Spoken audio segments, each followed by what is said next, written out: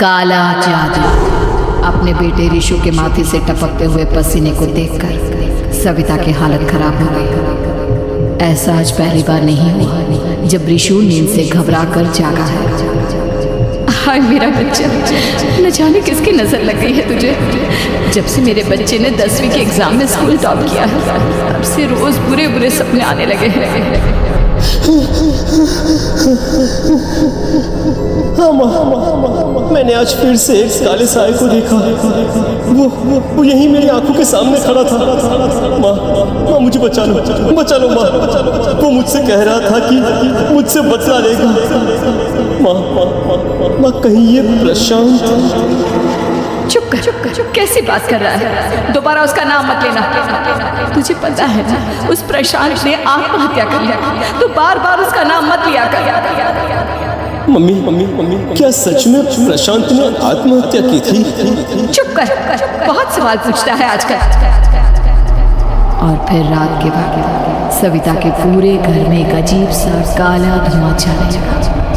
गहरी नींद में सोई सविता की जैसे ही आंख खुली, उसका दम घुटने लगा। वो दौड़कर ऋषु के रूम की तरफ गई, जहां उसके दरवाजे पर घूमती एक काली परछाई देख वो बुरी तरह से घबरा गई।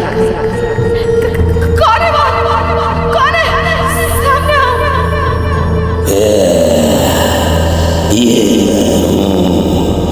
तुम्हारी काली करतूत।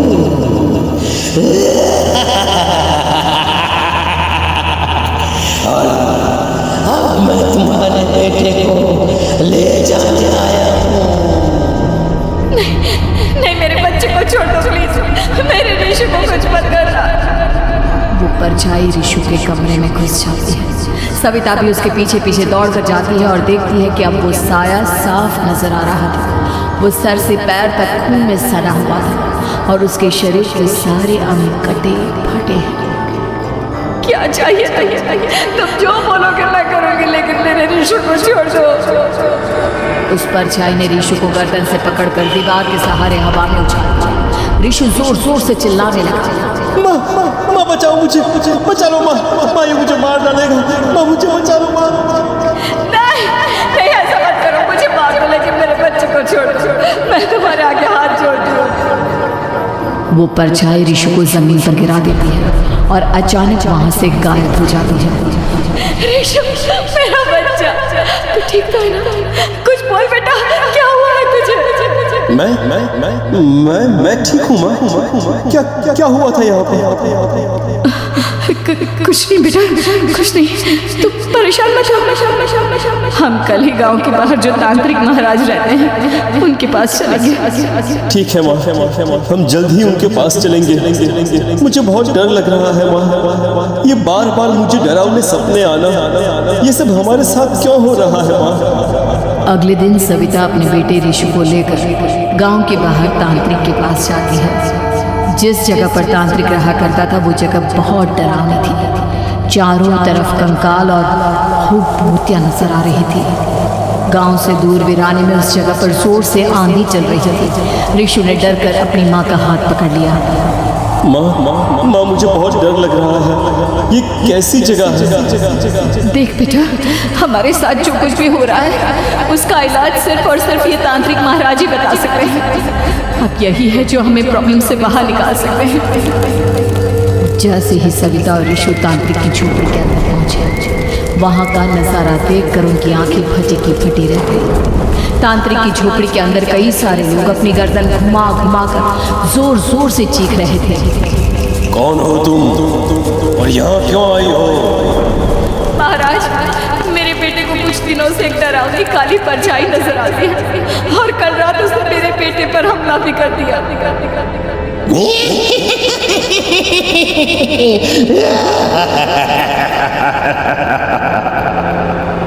मम्मी हमें यहाँ से चलना चाहिए। ये जगह मुझे ठीक नहीं लगती। नहीं बेटा, ऐसा नहीं कहते। रुक जाओ, 2 मिनट के लिए रुक जाओ। क्या कहा? काली परछाई? तुम्हारे बेटे पर किसी काली परछाई ने हमला किया? हाँ महाराज, वो कह रही थी कि वो मेरे बेटे को कुछ कर देगी। कोई उपाय बताइए महाराज, मेरे बेटे के साथ कुछ गलत नहीं होना चाहिए। तुमने किसी दूसरे के साथ गलत किया है तो तुम्हारे साथ भी गलत होकर ही रहेगा। तुमने किसी की जान ली है, किसी को मार डाला है तुमने। नहीं महाराज, मैंने ऐसा कुछ नहीं किया, मैंने किसी की जान नहीं ली। मुझे कोई उपाय बताइए। लगता है तुम इतनी आसानी से नहीं मानोगी। मैं तुम्हें अभी उसी काली परछाई से मिलवा देता हूँ और वही सारा सच तुम्हारे सामने लेकर आएगा। सविता और ऋषु ने डर के मारे अपनी आंखें बंद कर ली। तभी अचानक तांत्रिक की झोपड़ी में अजीबोगरीब आवाजें गूंजने लगी। सविता और ऋषु बुरी तरह से कांप रहे थे। आंखें खोलो और अपने सामने देखो। क्या यही है वो जिससे तुम कल रात को मिली थी?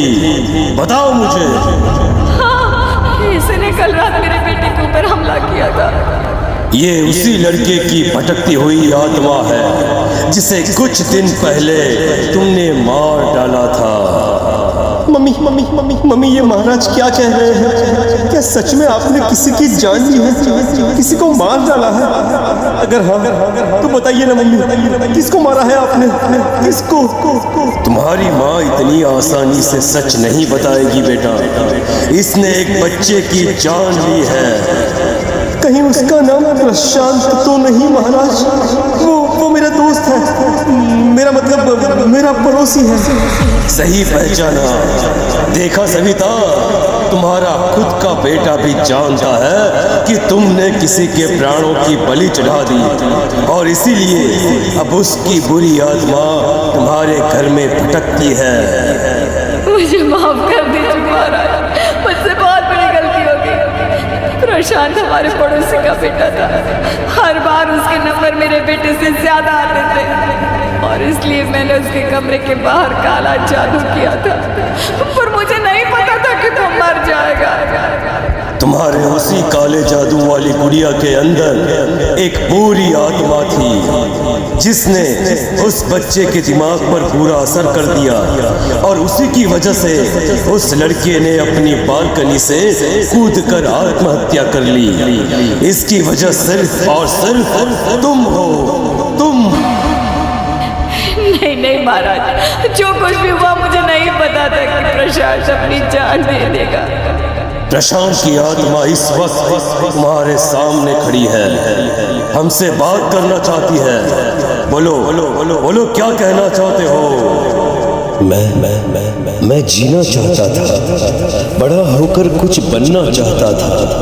आपके बेटे से मुझे कोई परेशानी नहीं थी। अरे वो तो मेरा अच्छा दोस्त था। मुझे माफ कर दो बेटा, मुझसे बहुत बड़ी गलती हो गई, मुझे माफ कर दो। माफ करने से मुझे वापस जिंदगी नहीं मिल जाएगी। मेरे माँ बाप आज भी मेरे लिए रोते हैं। आपने मेरे साथ बहुत गलत किया है, बहुत गलत। और तभी अचानक प्रशांत की आत्मा वहां से गायब हो जाती है। सविता जोर जोर से रोने लगती है। सुन लिया तुमने?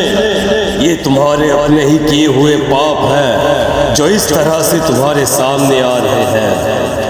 माँ, ये आपने अच्छा नहीं किया। सिर्फ 10th बोर्ड के एग्जाम में मैं टॉप कर पाऊँ इसलिए आपने मेरे दोस्त के ऊपर काला जादू कर दिया।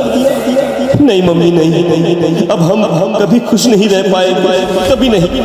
मेरे दोस्त की आत्मा को कभी शांति नहीं मिलेगी मम्मी, कभी नहीं।